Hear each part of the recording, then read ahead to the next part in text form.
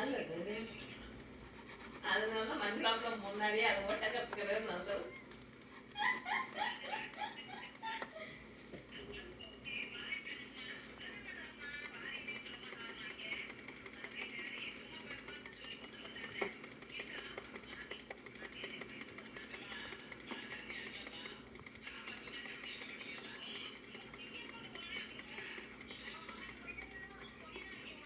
நான் 10 வாட்டி நானும் சொல்லிட்டேன். அதை எப்பா நானும் ஒரு சாம்பார் வச்சா 2 நாளைக்கு கொப்பேற்றுவேன்.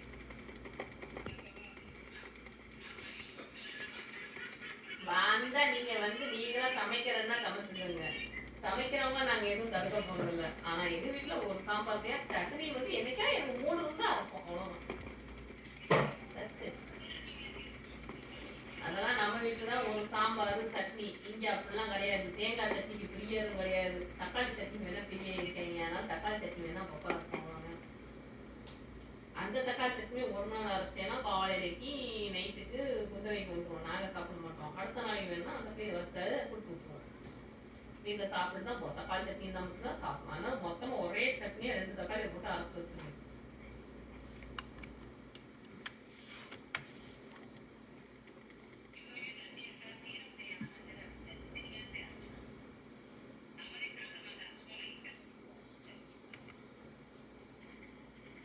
நீங்க சாம்பாரை காலையில வச்சா காலையிக்கு ஒரு வேளை சாம்பார், நைட்டுக்கு ஒரு வேளை சாம்பார் வைப்பீங்க. நானே அதான் கேட்டேன், எப்படி இப்படி சமைக்கிறீங்க அப்படின்னு கேட்கறதுக்காம அழுக்கடிக்கா இதுக்கு சமையல் நேரம் உங்களுக்கு அப்படி பழகிடுச்சு. எனக்கு அப்படி இல்லை.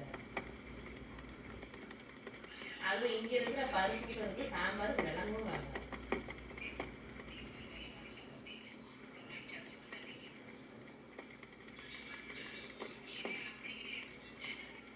அதான் நான் உங்களை மாதிரி 100 பருப்பு போட மாட்டேன். நல்லா பழம் பருப்பு போட்டு வைப்பேன். சாம்பார் தண்ணியா இருக்காது. ஃபுல் பருப்பு போட வைப்பேன்.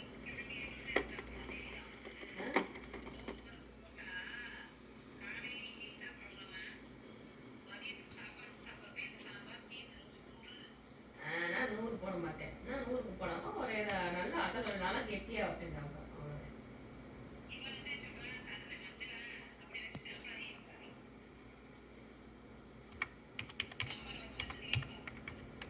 எல்லாமே அப்படித்தான். எந்த பொருளும் வச்சு திங்க கூடாது.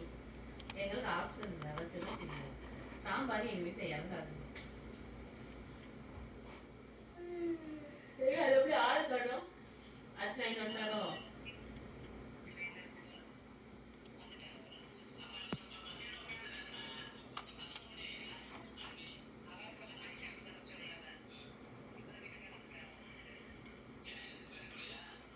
போல.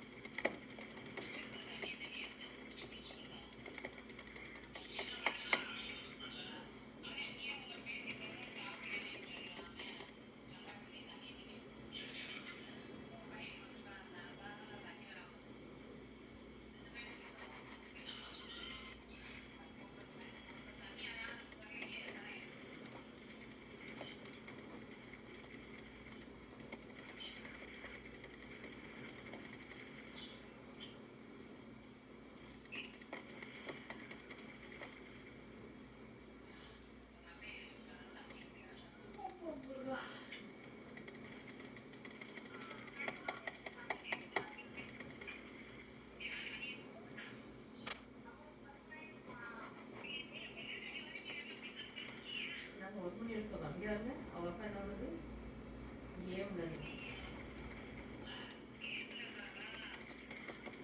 எங்களுக்கு அப்பதான் நேரம் கிடைக்கும் பகல்ல எந்திரிச்சதுல இருந்து இவங்க வச்சு தொலைஞ்சிருவாங்க